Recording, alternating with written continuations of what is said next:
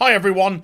At 6 p.m. UK time, so probably not long from the release of this video, I'm going to be doing a podcast with the TARDIS Zone. I'll be posting the link up on TwitTwat and also here on the community tab for you to come along and watch.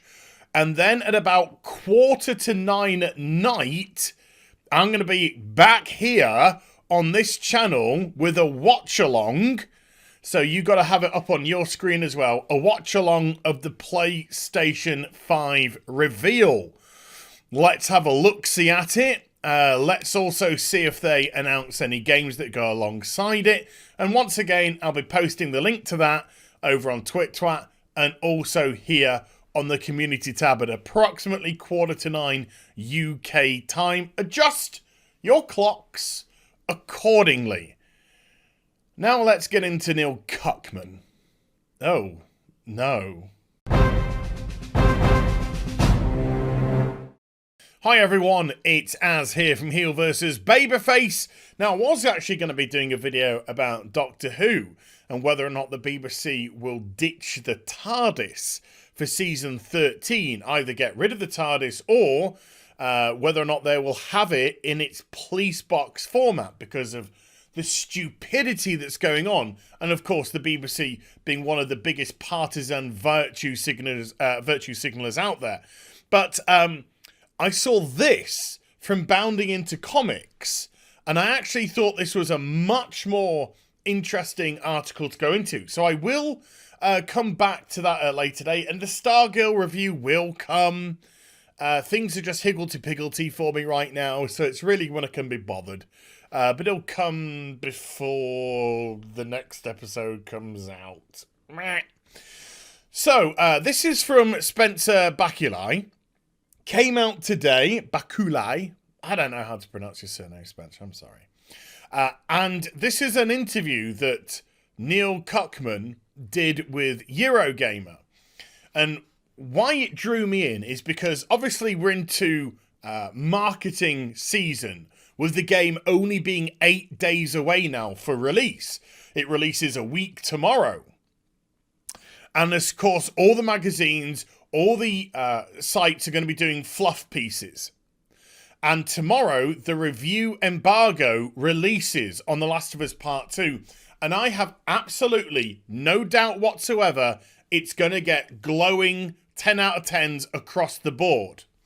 For a couple of reasons. Number one, because mainstream media is all about virtue signaling. It's full of activists and not journalists, urinalists, as the quartering would say. And secondly, because it's Pride Month, and also because of the situation that we've just had that's been going on. Everyone is treading on eggshells to say and do the right thing. So everything's going to be amazeballs, and this is going to be the best thing since sliced bread. Now, what I particularly liked was Neil Cuckman is being a disingenuous prick, the type of person he is, a snake, in this interview. He's purposely manipulating information, which I said they would do, and I was absolutely 100% right, because the guy, I guess, as I said, is an absolute snake. And they're trying to twist the narrative and play dumb about why people are annoyed about the leaks of The Last of Us Part 2. And I'm going to be as coy as possible when it comes to the leaks, in case you don't want to know. So they run with the title of Naughty Dog VP Neil Cuckman to critics of The Last of Us Part 2's plot direction. That sucks. But the story's gonna, win it for us and things. Making the media rounds to promote the upcoming release of The Last of Us Part 2, Naughty Dog VP Neil Cuckman discussed the backlash to the game's spoiler-heavy leaked content, telling players dissatisfied with the game's plot direction that sucks, but the story's gonna, win it and stuff. On the 5th of June, Eurogamer published the first part of an interview with Neil Cuckman, which featured a discussion with Cuckman about various aspects of The Last of Us Part 2's development. While the first half of the interview focused on the game's direction and story, the second half is spent addressing the elephant in the room. As reporter Alfie, or Alf, whatever, someone Wilson, asks if the leaks had any impact on the studio. Cuckman responds, "They sucked. You've worked on something for so longsies, and then to have it come out the way that it did was like disappointing and stuff to myself and other members of the team and things. But pretty quickly we like huddled together and wanted to discuss it." Yeah, you huddled together, you wanted to discuss it, and you made a decision with Sony to copyright strike everything. To censor and copyright strike freedom of speech and also fair use. And you did it in a terrible way that you had to release your claims because it was illegal what you were doing. Well, illegal, I don't know if that's the right term, but it would certainly precipitate court proceedings, which you would lose. Now, Sony, of course, will try and drain your funds, keep it going as long as possible, but if it did get in front of a judge, they wouldn't really have any leg to stand on when it came to the abuse of pulling down people's videos. Now, the funny thing was, of course, if they'd just let things run their course, if they'd not interfered with any of the videos, then it would have been a piece of news that comes and goes like everything else does. It's around for a few days and then it's gone. But they shone the light on it, they put the Streisand effect into effect, and for the next couple of weeks, 3 weeks or so, it was just everything focused on the terrible story. And then they realised this isn't going away. And so they released all their claims, apart from memes, which they kept attacking on TwitTwat and other places. But all the videos that discuss the leaks, they released them, hoping that people would either have been done with the leak news by now, or they'll forget about it by the time the game releases in what would have been approximately 4 odd weeks' time. He continued, "First of all, The Last of Us 1 had stuff leak. Uncharted 4 had a truck where the games were stolen off that truck early. And people were like posting the ending early and stuff. And that didn't take away from anything at the end because nothing compares to playing it." This is the narrative which he had a little while ago. Also, do you notice this is exactly mirroring what Troy Baker said, who plays the role of Joel in The Last of Us games? He said the exact same thing. Nothing compares to playing it. It's as if there's an edit that's gone around for everyone to mirror that. That's the statement that we're going to go with. Nothing compares to playing it. Go. Also, The Last of Us was a new IP. We hadn't been introduced to the characters. And so leaks kind of were meaningless in some regard because it wasn't something that we were invested in yet. But we played The Last of Us and we loved it. And then you did the DLC and then you introduced your identity politics because it was all a calculated thing setting up the sequel. So that's why it never affected the first game. As regards to Uncharted 4, well, that didn't get particularly great reviews comparative to the other games based off the character which you introduced, which made our wonderful Nathan Drake just an ineffectual person in his own game. You ruined that yourselves. So regardless of whether the truck had leaked the ending or whatnot, the context truly wasn't there. But with The Last of Us Part 2, the leaks have been exceedingly detailed, and they involve one of the major characters, at least one of them, in regards to their fate and how their fate comes about, and then what the game does after that, which has got people not happy. That's why, and I know I'm trying to skirt around the issues here because I'm not trying to give direct spoilers. If you want to know what I'm talking about, go to my Last of Karen Part 2 video, which is on the channel. Just put Last of Karen into my video search feature and it'll come up. I go through all the spoiler leaks there and you can view it at your leisure. So that's what got people's backs up. But now, of course, what I said is they're going to twist it to be people are bigoted. And I'm right, because that's exactly what Neil starts to do in this. Nothing compares to playing it. Nothing compares to being Ellie and feeling those moments. Not just in cutscenes, but in gameplay, conversations, the music, the emotional effect it has on you. Well, nobody that I've seen has had any criticism, including myself, of the gameplay. The gameplay looks fine. The gameplay looks more, like more Last of Us gameplay with a few additional features, which for some reason you think is mind-blowing. Hey, you can climb on things. We've been doing that in games for 30 years, but okay. Or you can crawl through things. You can go prone. Yeah, we've been able to. So, those features have come in. Little additionals for this game, fine. The gameplay looks fine. What people have been complaining about is the narrative. And to me, and I think a lot of people, The Last of Us is a narrative game. You're playing it for the story and not necessarily the gameplay. Whereas it's a flip reverse on many things, that you're playing it for the gameplay and the story's a bonus. This is a story to me. This is a story where you actually go through the gameplay to get your reward, your cutscene, your extra.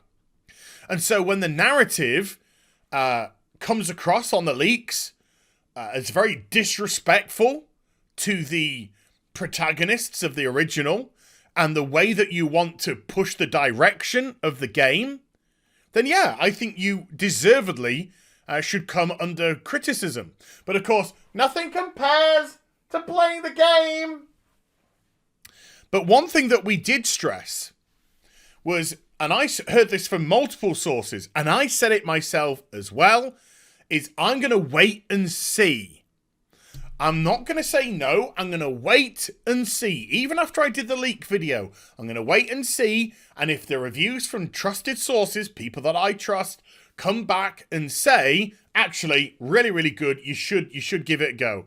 Yeah, I know there's things that happen, but you should go into it. Then I'd pick it up at some point. But after the behaviour of Naughty Dog, Sony, and Muso, you can fuck right off. Because I'm not paying for this game based off the fact that you try to not just censor people, but destroy their income and livelihoods. Which says and speaks volumes about you as a person as well as a company and an entity. So, let's get into it. And the story was constructed in such a way that it's really not about twists and turns, but it is. There's two massive twists in this. Two massive twists that we know of. It's about slowly ratcheting the crank and feeling the tension with the choices the character makes. Cuckman added. He then stated, so okay, it sucks. But we know once people get their hands on it, they're gonna feel what it is we're after, whether they've seen it or not. And that's what made us confident.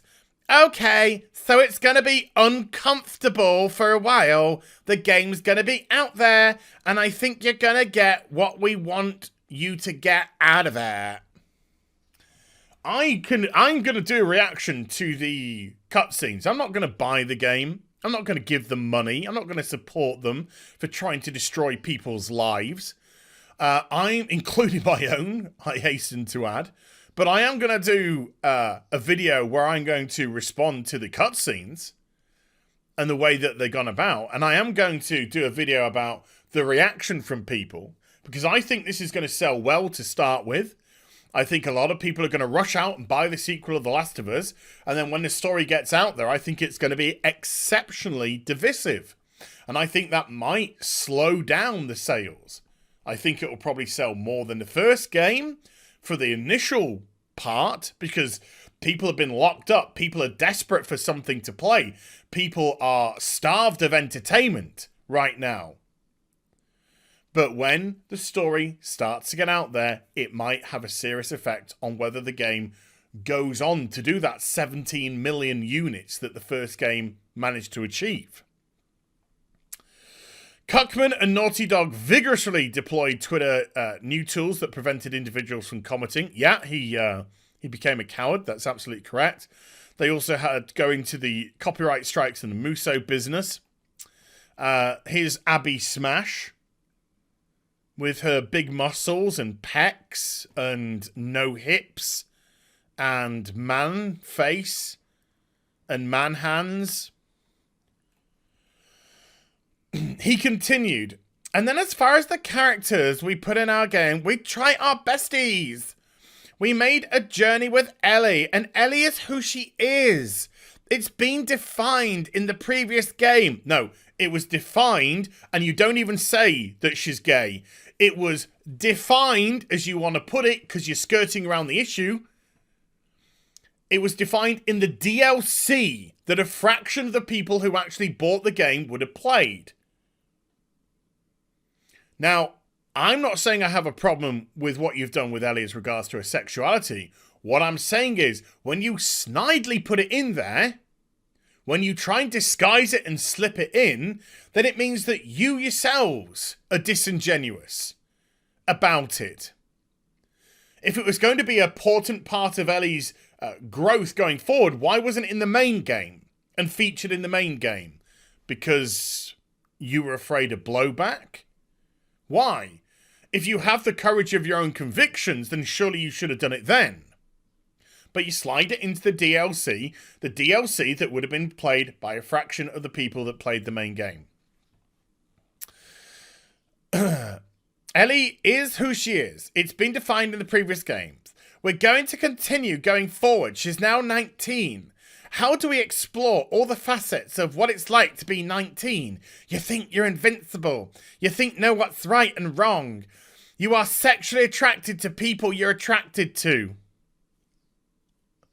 Everybody's... What?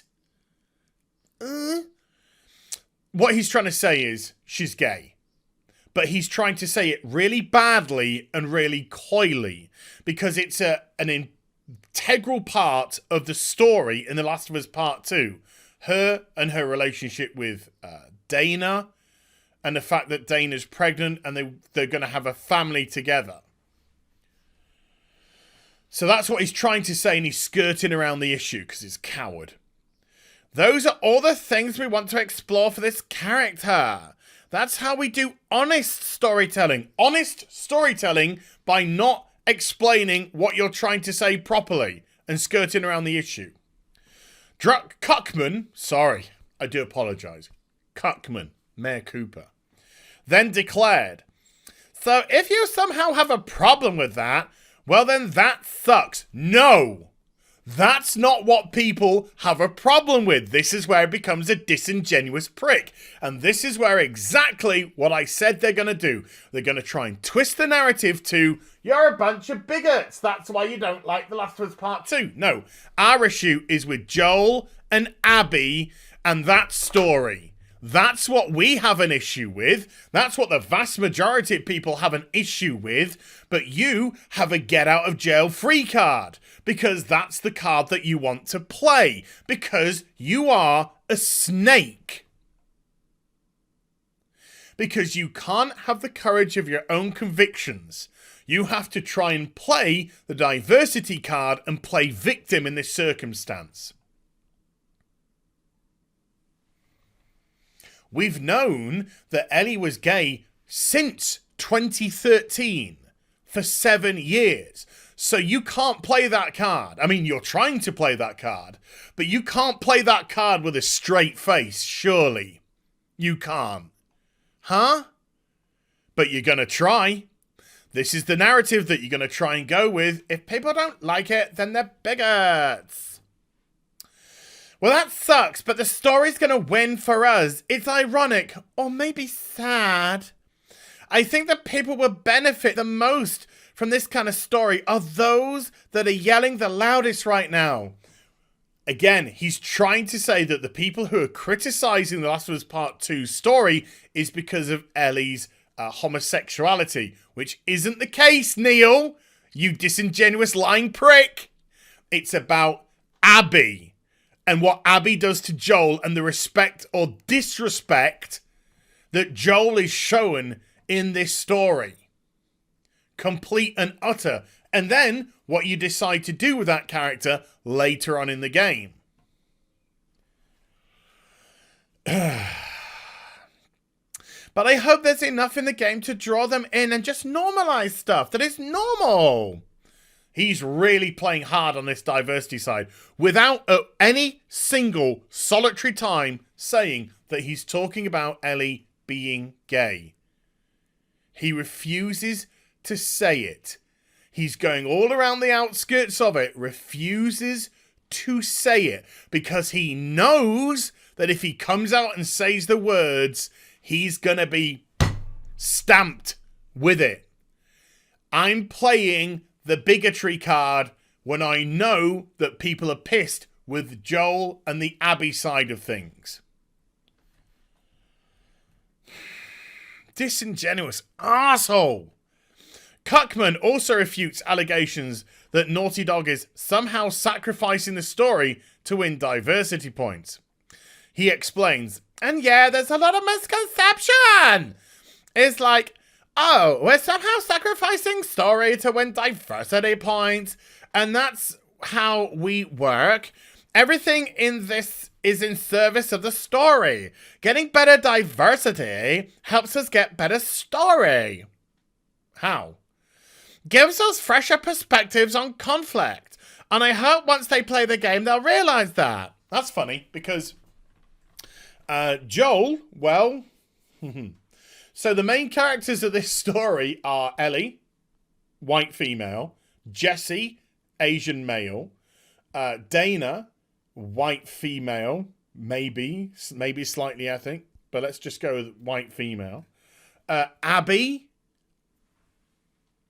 legit don't know whether or not that is a transsexual or a roided up after 25 years of an apocalypse, roided up, super soldier.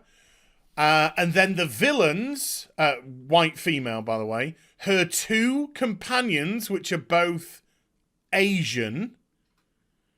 And then the villains are predominantly white males.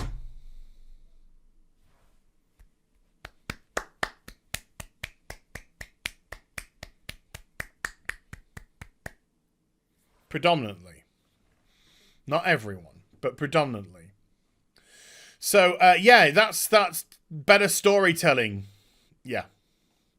I hope once they play the game, they'll realise it. Well, I won't be playing the game, so it doesn't matter.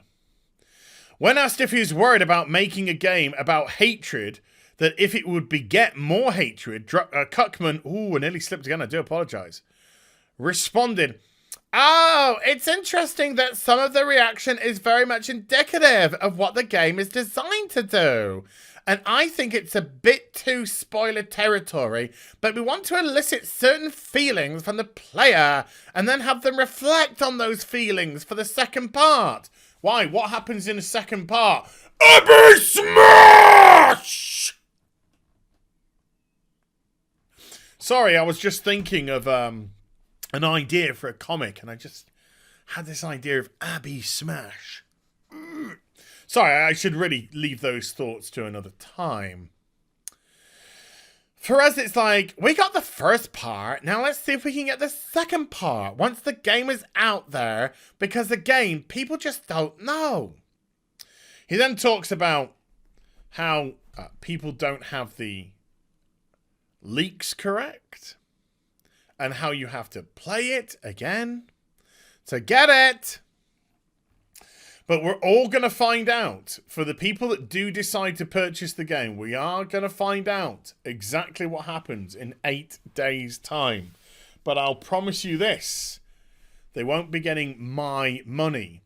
And again, it just shows the manipulative nature of Naughty Dog and Neil Cuckman, that A, he refuses to directly address the gay relationship aspect of it, skirt around the issues, and B, uses that as his shield for why the game has been receiving criticism, when really it's about the treatment of established characters and how he deals with other characters in the game. Again, being as cryptic as I possibly can.